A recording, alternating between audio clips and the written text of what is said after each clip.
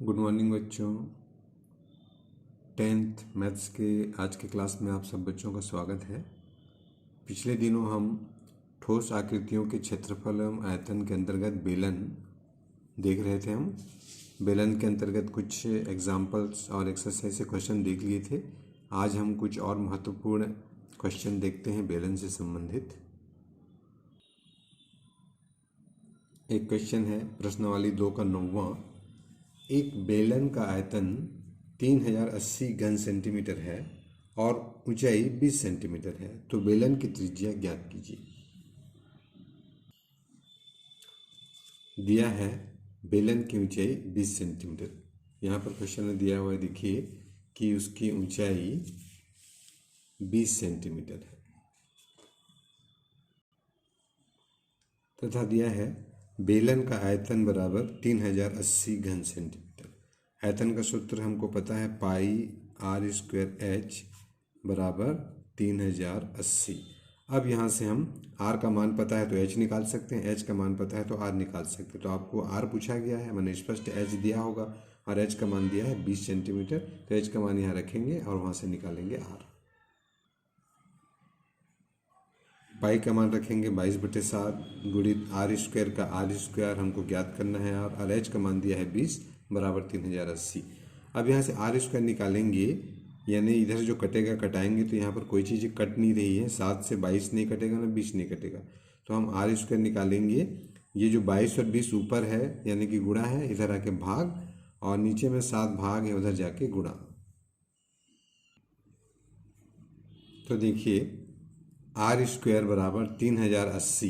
अब 22 और 20 ऊपर में गुणा है, नीचे आके भाग हो जाएगा, 22 और 20 नीचे चला जाएगा और 7 नीचे है वो ऊपर, गुणित 7। अब इसको कटा के हम आर स्क्वायर का मान पहले प्राप्त करेंगे और आर स्क्वायर का मान मिलेगा तो फिर आर का मान निकालेंगे। तो यहाँ पे जो कटता है उसको हम कटा लेते हैं। जैसा कि देखिए सबसे पहले 0 से 0 कैंसिल। अब यहाँ 2 बचा तो 308 2 से कटने वाला है, तो 2 1 कम 2, यहाँ कटेगा 2 1 कम 2, 1 बचा 10 हो गया, 2 पंचे 10 और 2 चौक 8, ऊपर 154 और नीचे 22। 154 और 22 दोनों 11 से कटने वाले हैं, 11 दूने 22 और ये 11 1 कम 11 और 4 बचा, 11 चौक 44। फिर 2 से भी कटने वाला है, 2 1 कम और 2 सत्ते। तो स्पष्ट रूप से दिख रहा है आपको कि आर स्क्वायर बराबर मिला 7 गुणित 7, दो चीज बचा यानी कि 7 का वर्ग। तो स्पष्ट है कि यहाँ आर का मान कितना आएगा, 7। दोनों तरफ स्क्वायर स्क्वायर है, कट जाएगा, या कहना चाहिए कि आर स्क्वायर हट कर उधर वर्गमूल हो जाएगा, तो 49 का वर्गमूल 7। तो इस प्रकार से हमको मिला आर का मान। यही पूछा गया था आपको, बेलन की त्रिज्या। अब हम देखते हैं नेक्स्ट क्वेश्चन, प्रश्नावली 2 का लास्ट क्वेश्चन 16। यहाँ कहा गया है कि बेलन का आयतन और वक्र पृष्ठ का क्षेत्रफल क्रमशः 24,750 घन सेंटीमीटर और 3,300 वर्ग सेंटीमीटर। कहने का मतलब 24,750 ये बेलन का आयतन है और 3,300 ये बेलन का वक्र पृष्ठ है। ये दोनों आपको दिया हुआ है क्वेश्चन में। आगे बेलन के आधार की त्रिज्या यानी कि आर और ऊंचाई यानी कि एच ज्ञात कीजिए। दिया है बेलन का आयतन यानी कि पाई आर स्क्वायर एच बराबर 24,750 घन सेंटीमीटर। उसी प्रकार से दिया है बेलन का वक्र पृष्ठ। बेलन का वक्र पृष्ठ 2 पाई आर एच होता है, इसके बराबर दिया हुआ है 3,300 वर्ग सेंटीमीटर। अब हम लिख सकते हैं पाई आर स्क्वायर एच यानी कि पाई आर स्क्वायर यानी आर गुणित आर और एच बट्टे 2 पाई आर एच।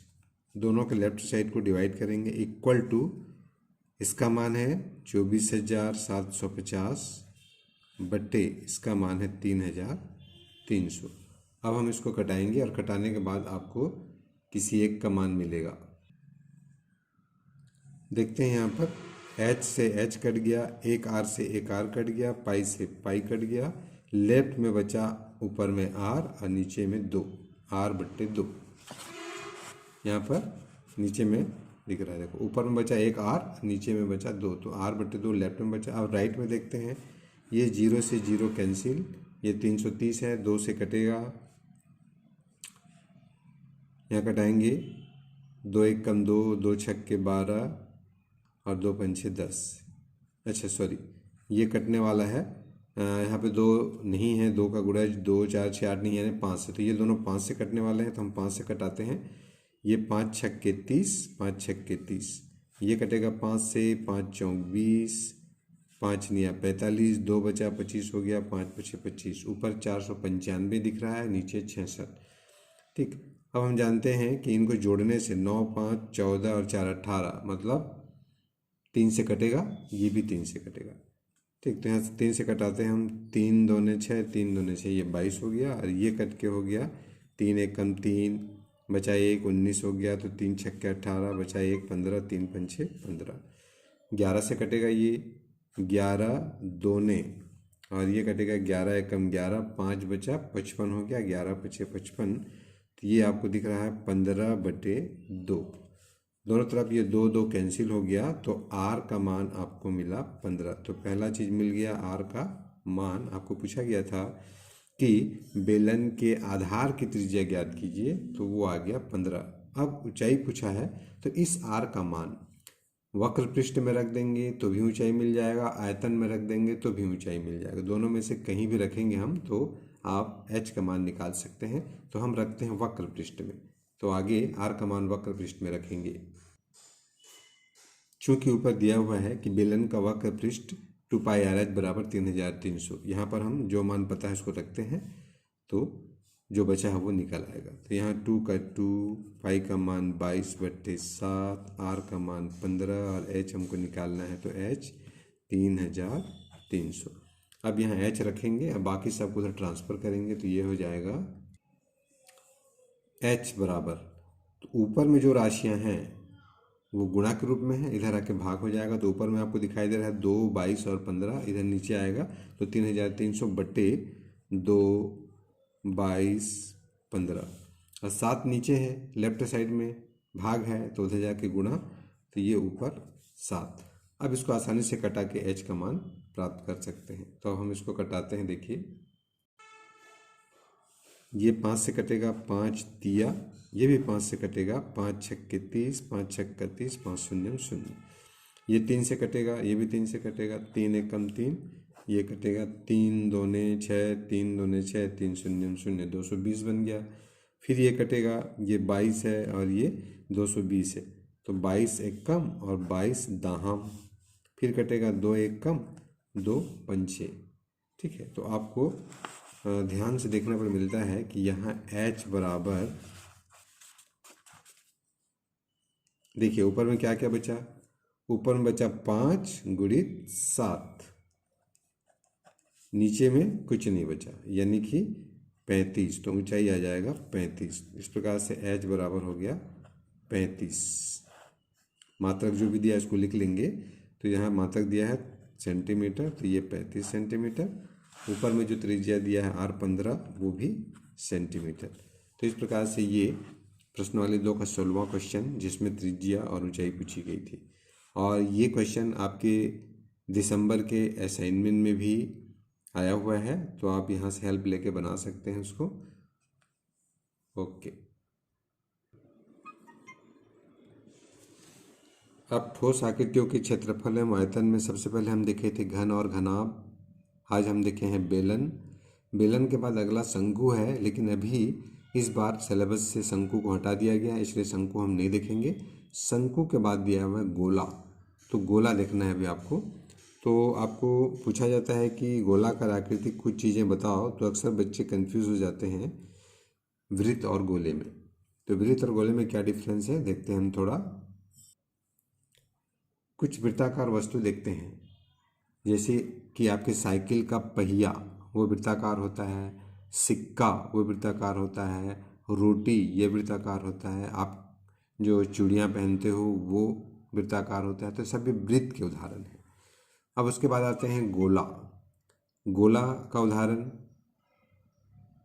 सोचिए क्या क्या होगा। गोला होता है तरबूज, फुटबॉल, टमाटर, ये गोल आकृतियाँ वाले जितने चीज़ हैं वो आप दैनिक जीवन में देखते हो आप। तो गोला और वृत्त में अभी मैं कुछ एग्जाम्पल बताया, इससे आपको क्लियर हो गया होगा कि गोला क्या है और वृत्त क्या है। लेकिन बनाते समय कागज़ में दोनों का शेप एक जैसा बनता है।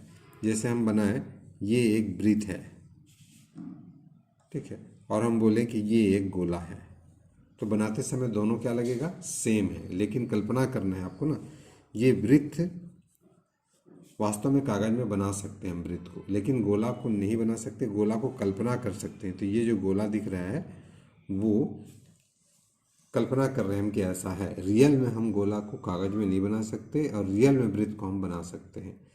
तो ये ध्यान देना, क्योंकि ये वृत्त क्या होता है, द्विविमीय होते हैं।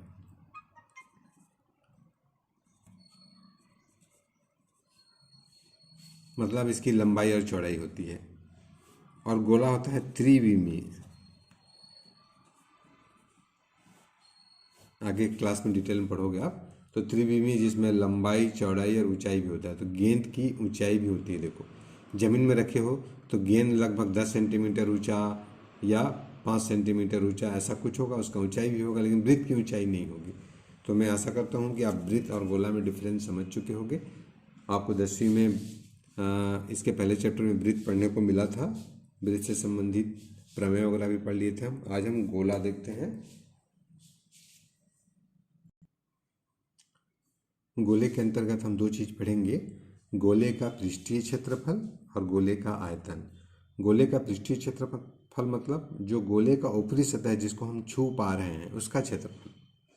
जैसे कि एक टमाटर है, उसका पृष्ठीय क्षेत्रफल क्या कहलाएगा, उसका छिलका। सेव, एक गोल सेव है, उसके छिलका को हम क्या कहेंगे, उसका पृष्ठीय क्षेत्रफल। और आयतन मतलब कितना जगह घेर रहा है वो, जैसे कि पहले ही बताया जा चुका था। तो इसके सूत्र होते हैं, गोले का पृष्ठीय क्षेत्रफल